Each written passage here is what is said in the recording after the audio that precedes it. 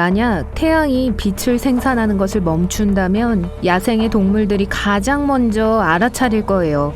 대부분의 동물들은 낮 동안 이곳 저곳으로 이동합니다. 특히 아프리카의 넓은 사바나에서는요. 얼룩말, 영양, 기린 모두 낮 동안에는 포식자를 피해 다녀요. 해가 지면 그들의 취침 시간입니다. 만약 태양이 갑자기 어두워진다면 동물들은 무슨 일이 일어나고 있는지 이해하지 못하고 포식자들의 이른 점심이 되어버릴 거예요. 야행성 동물들도 똑같이 혼란스러워할 겁니다. 새들은 보통 낮에 모이기 때문에 우리는 새 소리를 듣거나 새를 볼 수 없어요. 새들은 해충을 잡아먹습니다. 박쥐들도요. 하지만 박쥐가 없는 지역이라면 곤충들이 판을 칠 거예요. 기온은 점차 떨어지기 시작합니다. 인간도 그 영향을 느끼게 될 거예요. 우리는 정오에 빛나는 태양에 익숙하지만 태양이 사라지면 완전한 어둠 속에서 살게 될 겁니다. 이제 생존의 문제예요. 만약 태양이 갑자기 어두워진다면 햇빛을 즐길 수 있는 시간이 약 8분밖에 남지 않을 거예요.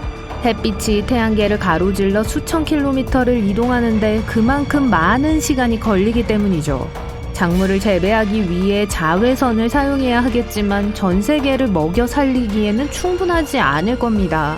전 세계적으로 기온이 떨어지는 건 말할 것도 없어요. 벌판에서는 생존이 어려울 거예요. 모든 사람들은 대피소와 따뜻한 벙커 안으로 들어가야 합니다. 식물은 자라기 위해 광합성을 필요로 해요. 그것이 없었다면 어떤 농작물도 자랄 수 없어요. 빵은 밀이 필요하기 때문에 존재하지 않을 거예요. 심지어 해조류도 생존하기 위해 광합성을 필요로 하는데 바다는 숲보다 더 풍부한 산소의 원천입니다. 이건 산소 수치가 고갈되기 시작할 거라는 걸 의미해요. 호수, 바다, 그리고 바다와 같은 큰 수역들 또한 해양 생물을 유지하기 위한 산소가 부족해집니다. 우리의 비타민 D 주요 공급원 중 하나는 태양입니다. 비타민 D를 얻는 다른 방법들도 있지만 태양은 가장 훌륭하고 편리한 방법이에요. 농작물이나 식물이 없다면 모든 초식 동물들은 땅 위의 마지막 녹색 풀이나 나무에 매달린 하나의 나뭇잎을 찾아 헤매야 할 거예요. 곧 먹이가 바닥날 거예요. 이건 우리 인간에게도 나쁜 소식입니다. 우리는 생존을 위해 소, 말, 양과 같은 동물들이 필요하기 때문이죠. 이런 일은 하루아침에 일어나진 않을 겁니다. 물론 바다는 얼마 동안 따뜻하겠지만 결국에는 차가워지고 얼어붙을 거예요. 지구는 여전히 많은 열을 생산하는 철의 핵에 의해 움직이는 행성입니다. 하지만 지구를 따뜻하게 유지하기에는 충분하지 않을 거예요. 다음 단계는 적절한 피난처를 찾아 몸을 따뜻하게 하는 거예요. 만약 이런 일이 하룻밤 사이에 일어난다면 이런 시나리오에 대비해서 미리 만들어진 벙커가 없을 거예요. 이 비디오를 보고 만들기로 결심하지 않는 한 말이죠.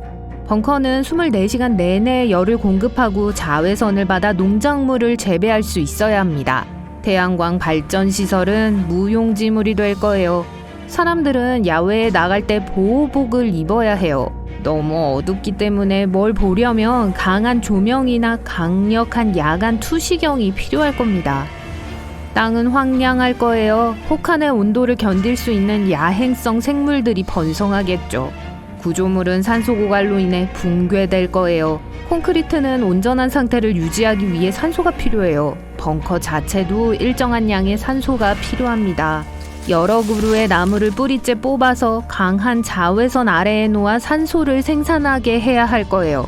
그러면 거대한 지하 벙커에서 생태계가 형성됩니다. 표면의 바다는 결국 얼어붙을 거예요.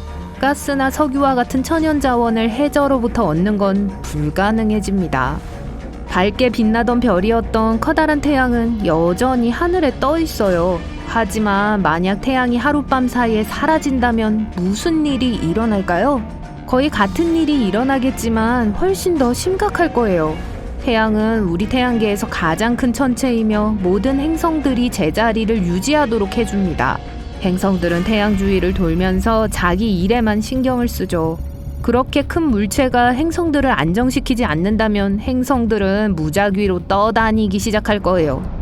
심지어 서로 충돌할 수도 있습니다. 어쩌면 행성들은 주위를 떠돌다가 결국 궤도를 돌 새로운 별을 발견할 때까지 우주로 날아갈 거예요. 지구는 그런 행성 중 하나일 수도 있어요. 지구는 여전히 어두울 거예요. 비정상적인 속도로 우주를 날고 있을 겁니다. 지구는 자전하지 않고 많은 물체들이 지구에 충돌할 거예요. 지구는 우리와 충돌하려고 기다리고 있는 거대한 해성들의 궤도선 안에 놓일 거예요. 주위의 위협은 더 이상 주요 문제가 아니에요. 우리가 손을 쓸 수 있는 상황이 아니거든요. 이건 벙커를 더 깊이 파야 한다는 걸 의미합니다. 더 이상 어떤 형태의 열도 가둘 수 있는 대기가 없어요. 우리는 영원히 떠다닐 거예요. 하지만 태양이 막 어두워지기 시작했던 시나리오로 돌아가 볼게요. 걱정 마세요. 지구는 여전히 다른 행성들과 함께 태양 주위를 돌고 있어요. 온도는 지표면에서 아무것도 살아남을 수 없을 때까지 계속 곤두박질칩니다. 24시간 내내 완전한 어둠이 지속돼요. 오직 박테리아와 아마 타디그레이드만이 표면에 생존할 수 있을 거예요. 타디그레이드는 우주 공간을 포함한 거의 모든 곳에서 살아남을 수 있는 미세한 생물입니다. 결국 지구 표면에는 산소가 사라지고 그 위에는 타디그레이드를 제외하고는 더 이상 아무것도 없을 거예요. 타디그레이드가 지배적이고 아마도 표면에 있는 유일한 생명체이기 때문에 더 큰 종으로 진화하고 더 많은 수로 증가할 수 있어요. 수십만 년 후 인간은 지하의 생활 조건에 맞도록 진화해야 했을 거예요. 우리의 눈은 가능한 한 많은 빛을 흡수하기 위해 훨씬 더 클 거예요. 지하에 태양이 없기 때문에 피부는 더 하얗게 될 겁니다. 또한 지하가 메아리치는 소리를 만들어내기 때문에 청각은 훨씬 더 민감할 거예요. 우리는 여전히 지금과 같은 지성을 가지고 있지만 우리의 몸은 지면으로 나갈 준비가 됐어요. 가장 큰 위협은 거대한 몸뚱아리를 천천히 끌고 다니는 타디그레이드입니다. 현미경으로 보면 약간 귀여워 보여요. 하지만 북극곰 크기라고 상상해보세요. 근처에 그런 게 있는 걸 원하진 않을 거예요. 타디그레이드는 어디든 살 수 있어서 가끔 벙커에 잠입하곤 할 거예요. 사나워지고 크기와 모양이 다양합니다. 이 시점에서 인간은 지배적인 종이 아닐 거예요. 왜냐하면 지하에 숨어 살아야만 했기 때문이죠. 다른 집단에서 온 일부 타디그레이드와 서로 우호적이지 않을 수도 있습니다. 사람들로 북적거리던 주요 도시들은 거대한 물곰의 온상이 될 거예요. 타디그레이드는 작은 곰처럼 보이기 때문에 물곰이라고 부르기도 합니다. 하지만 다리가 8개인 이 짐승들은 진짜 곰보다 훨씬 더 클 거예요. 곰들과 대부분의 동물들은 지표면에서 멸종되었을 거예요. 얼음 아래에서 몇몇 심해 생물들이 번성하고 표면 가까이로 이동했습니다.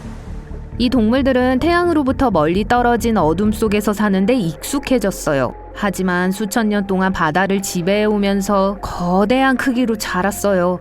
이 생물 중 일부는 육지로 기어나와 적응할 거예요. 비록 표면이 얼었을지라도 여전히 얼음을 깨고 나올 방법을 찾을 겁니다. 한편 인간은 도시와 식민지를 건설하면서 거대한 지하 채널과 네트워크를 만들 거예요. 우리는 지하 터널을 지배하고 그곳에서 우리의 손발은 물갈퀴처럼 크게 자랄 거예요. 우리는 지하에 있는 모든 것을 점령하고 지구상에서 가장 똑똑한 종족으로 남을 겁니다. 가능한 한 인간적으로 남기 위해 우리는 오래된 예술작품들과 중요한 기록들을 지상으로부터 보존하는 데 성공했어요. 무슨 일이 있어도 우린 계속 살아남을 거예요.